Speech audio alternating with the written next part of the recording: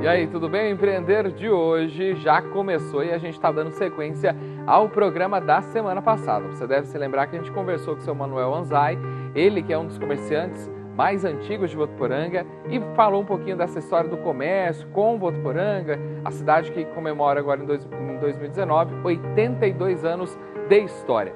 E junto com essa força que vem do comércio, vem seu Paulo César Rapace, família Rapace, foi uma das grandes forças, né, seu Paulo? Tudo bem? Tudo bem. Nós somos os pioneiros no ramo de imóveis. Nós começamos aqui, nós chegamos em Votuporanga, na verdade, dia 15 de agosto de 1943. Olha que legal. Aí meu pai é um homem assim, muito disposto, ele era marceneiro, carpinteiro, e o que desse e viesse se fazia, porque a cidade precisava do esforço de todo mundo e não tinha luxo, né? Vamos fazer o que precisa. Meu pai acabou montando a loja aqui em 1946. Mas antes ele já teve ali na Rua Amazonas, até perto da Casa Anzai, ele teve loja ali, depois teve aqui no meio onde está a Rua Amazonas, no meio aqui, e depois 46 aqui. Então nós estamos há mais de 70 anos no mesmo local, no ramo de imóveis, exclusivamente móveis. Nós somos pioneiros de Votuporanga, Santa Fé do Sul, no ramo de imóveis. Nós estamos sobrevivendo a todos os percalços que a vida oferece. Nós comerciantes, em geral, nós somos heróis, né? Nós estamos sustentando essa pátria amada, idolatrada. E a força sai daqui, né? Sai daqui. O comércio é a vida de uma cidade, né? Todo mundo quer visitar a cidade. Onde é que é o centro da cidade? Então, vem no centro da cidade. E a cidade cresceu porque o comércio cresceu junto. Quando a estrada de ferro chega em Votuporanga, ela deu um grande estímulo para o comércio. E nós tivemos a felicidade que a estrada de ferro parou por 4 ou 5 anos aqui para depois ela dar sequência, né? Então, foi tudo que Votuporanga precisava, né? E bem centralizado, você vê, ela passa relativamente longe da cidade, que no meu tempo de criança, a estrada de ferro era longe, né? Muito lugar distante, né? Hoje, então hoje ela passa aí com alegria, transportando riqueza para esse país, né? Então, e nós somos orgulhosos de ter participado desse início, porque existia um sentido maior de fazer a cidade desenvolver, crescer, produzir. E a gente era solidário, todos aqueles que chegavam. Eu lembro meu pai socorrendo aqui, o que o senhor precisa? Porque tudo que o senhor precisar, conta com a gente, né?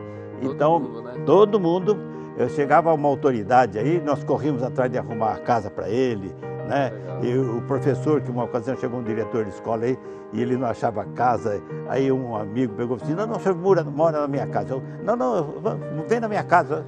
Tudo para não ir embora, né? Então, vai que não volta, a cidade tinha que ter vida, né? Então a população, quando o Nabuco assumiu a prefeitura, o Nabuco era um camarada, um diplomata, né? O cara era acima da média. Até hoje, em termos de administração, em termos de respeito à própria cidade, patriotismo, ele está acima de todos que nós já vimos, né? Então, aí ele falava assim, ele convidava as donas de casa para, olha, nós estamos numa fase muito difícil, se cada um varrer a tua calçada, né? Eu não preciso de gastar muito dinheiro e posso fazer isso, fazer aquilo. E ele fez um programa de ação e quando chegou no segundo ano, ele falou assim, então vamos conferir agora o que nós fizemos, isso em reunião pública, né? E aí ele viu assim, isso aqui, e chegou no final do mandato, ele cumpriu tudo. E nós nos baseávamos no governo do Carvalho Pinto. O Carvalho Pinto tinha um plano de ação. E a época também era um período fértil, onde o Brasil tinha a construção de Brasília. E aquela alegria do Juscelino, aquela diplomacia, aquela vontade de vencer, contaminou o Brasil inteiro, né? E o Nabuco fez as praças também têm desenhos arquitetônicos, né? A Concha Acústica, que ficou por um tempo abandonada, mas ela tem uma arquitetura de época, né? Então, o Brasil viveu, né, nesse período, década de 60, 56, 60 e daí em diante, um período completamente diferente. E nós, comerciantes, participando de toda essa euforia, claro. Nós somos a vida da cidade, né? A cidade sem comércio é igual uma população sem água, não é? A gente tem que ter esse respeito. A cidade, por menor que seja, ela tem uma rua com comércio. Tem. O comércio é a vida da cidade. Assim como a água é a alma da terra, o comércio é a alma da cidade, né?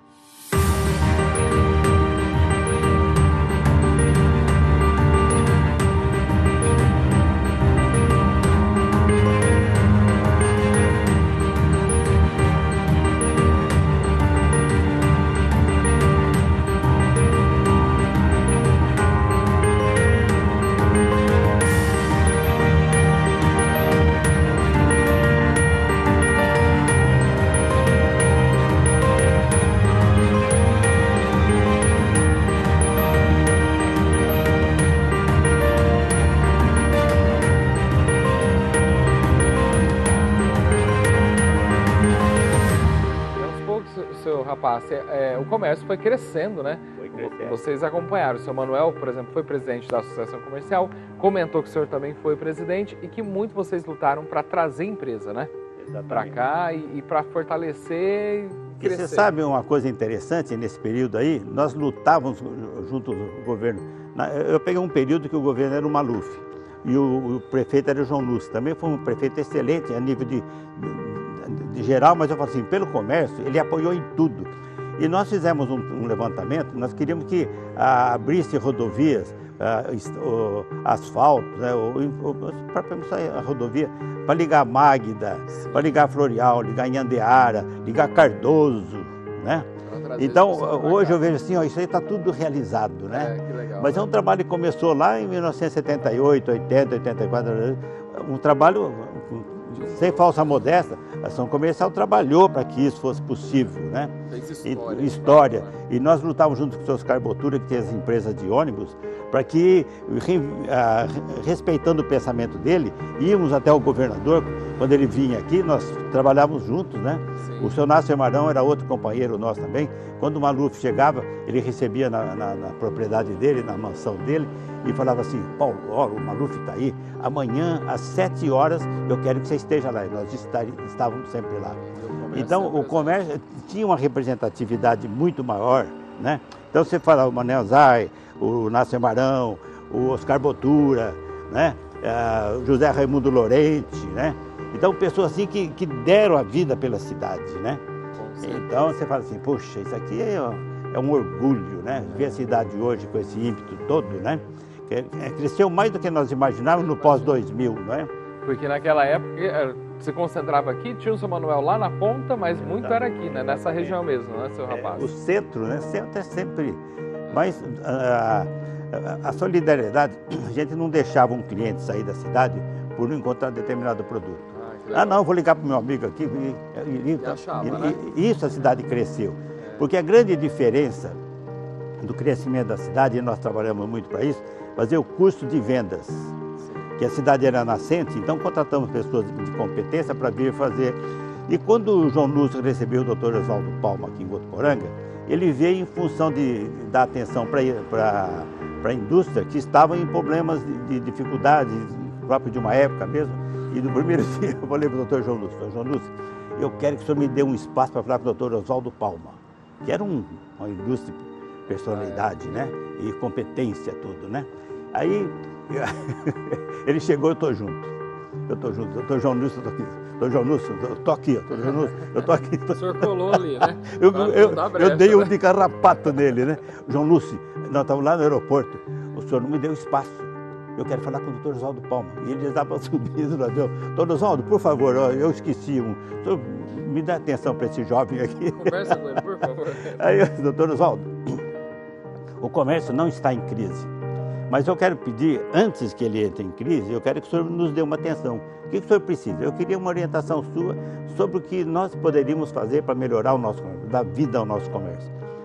E ele, muito educado, chamou o secretário dele, você está indo quando? Estou indo agora com o senhor, mas a minha equipe vai amanhã cedo. Não, você fica aqui com eles e marca uma reunião com o presidente da Associação Comercial aqui e vê o que vocês podem fazer por eles. Olha que legal. Aí no outro dia cedinho convidei toda a diretoria, né, e os interessados, e a equipe ficou aqui, analisou tal. Um mês depois ele traz um curso por uma semana de administração para comércio. Nossa, que bacana. Excelente. Aí fizemos o trabalho, nós ouvimos orientações que jamais imaginaríamos, né? Um secretário de Estado dando atenção para a gente, né? Legal, numa cidade Então, interior, você vê o que é, um prefeito que deu atenção para nós, o Nabuco, o João Leite também, que antes ainda, né? O Núcio, então são figuras assim que se destacaram, né? Então, sabe, existia um respeito pelo comércio muito grande. O Nabuco, por exemplo, cobrava taxa de licença com um propósito só, para que no fim do ano pudesse fazer o enfeite de Natal. Olha, você já tinha esse propósito, já com uma contribuição para poder fazer a festa de Natal. Bom, nós temos assim dezenas de fatores que nos orgulham muito, né? E eu sempre conviver com que é ação comercial, ela tem uma ligação direta com o poder público municipal. Então, quando o Mário Pozzebon assumiu, nós tínhamos feito campanha contra o Mário Pozzebon. Nós tínhamos um candidato que a ação comercial liberou aqui, né? E apoiamos. Quando ele se elege, eu levo na minha diretoria, no gabinete dele, Sr. Mário, desculpa, eu estou aqui com a minha diretoria e você sabe que nós temos um crescimento organizado junto com a prefeitura, sempre foi assim, mas se eu causar algum dissabor por ter trabalhado contra o senhor, por favor, só fica à vontade e me dispensa sem problema nenhum. Né? Que é isso, rapaz? Coisa de criancinha, vamos trabalhar isso aqui. Né? É porque então, eles todos têm noção dessa importância. Claro, o comércio é fundamental, né? O comércio que trouxe, o comércio e a lavoura, basicamente, né? Comércio e a lavoura. Lógico que a lavoura não funcionaria sem o comércio, mas os dois foram parceiros no mesmo nível. Depois nós trouxemos a indústria, porque nós doamos as áreas para a construção desse parque industrial no tempo do Nabuco, né? E desenvolveu uma área muito grande e tal. Então eu falei assim, aí a indústria veio, o comércio tinha chegado antes, né? Já estava de base realmente para essa economia, né?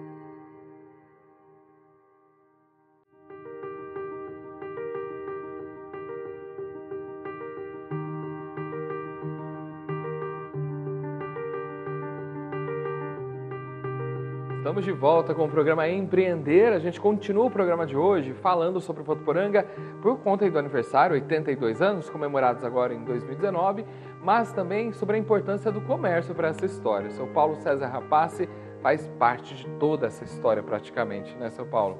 E aí hoje o senhor olha para o comércio e vê que ele chegou... Extrapolou os limites. O que vocês imaginavam lá no passado. Né? A gente fez tudo para que ele chegasse no que chegou. Sim. Só que extrapolou o nosso limite, né? Graças a Deus, né? A gente não tinha a ousadia de pensar nesses termos, né? Porque, afinal de contas, ninguém aqui era Niemeyer, né? Sim, e nem Juscelino Kubitschek. E eles também erraram. O Niemeyer projetou Brasília para no século XX, em 2000, teria 500 mil habitantes em Brasília.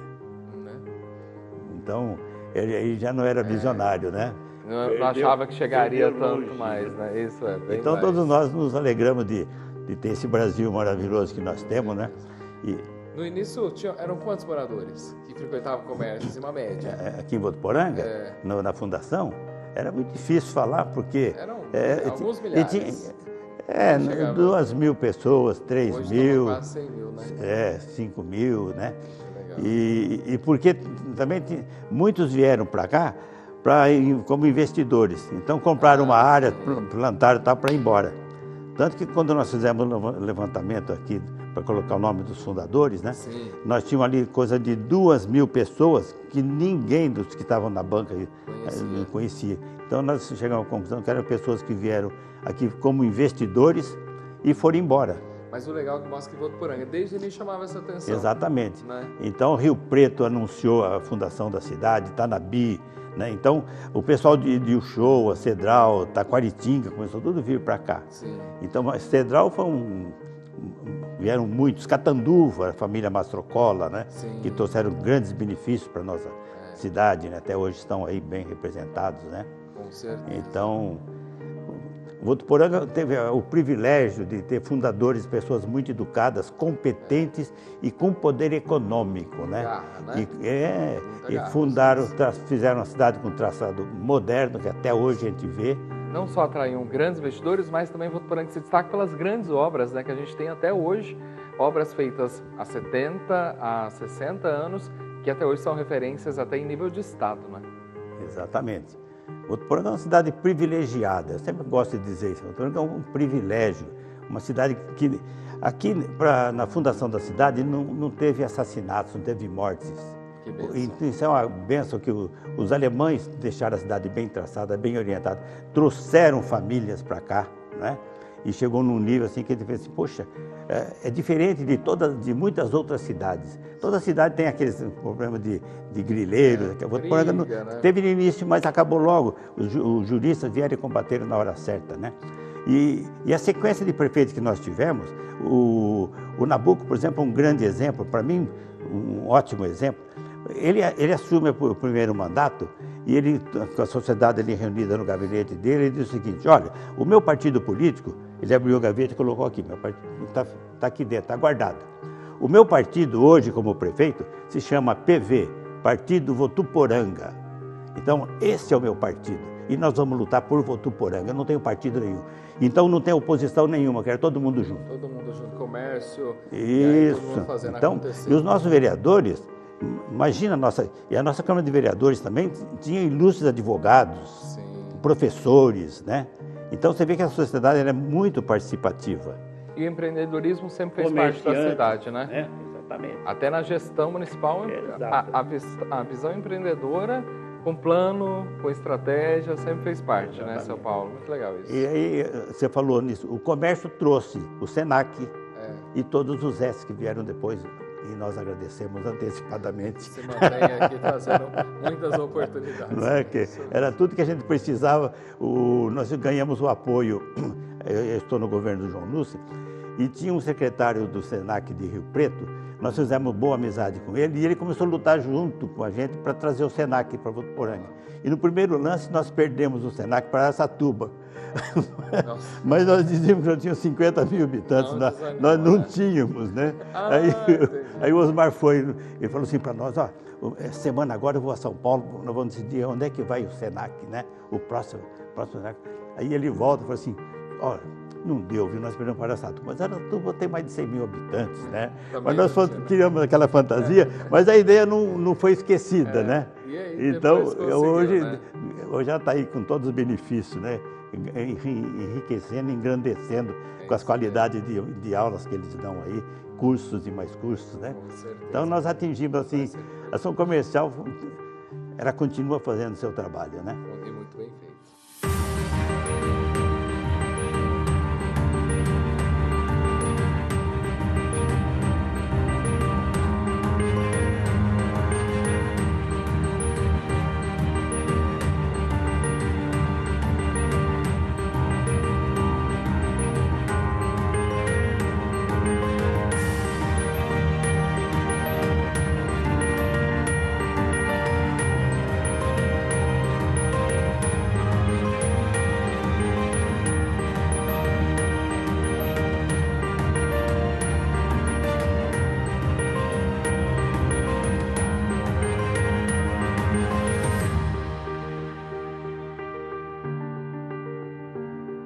Paulo, gostaria que o senhor deixasse uma mensagem para quem está em casa, principalmente para os empresários que hoje continuam fazendo Votuporanga acontecer.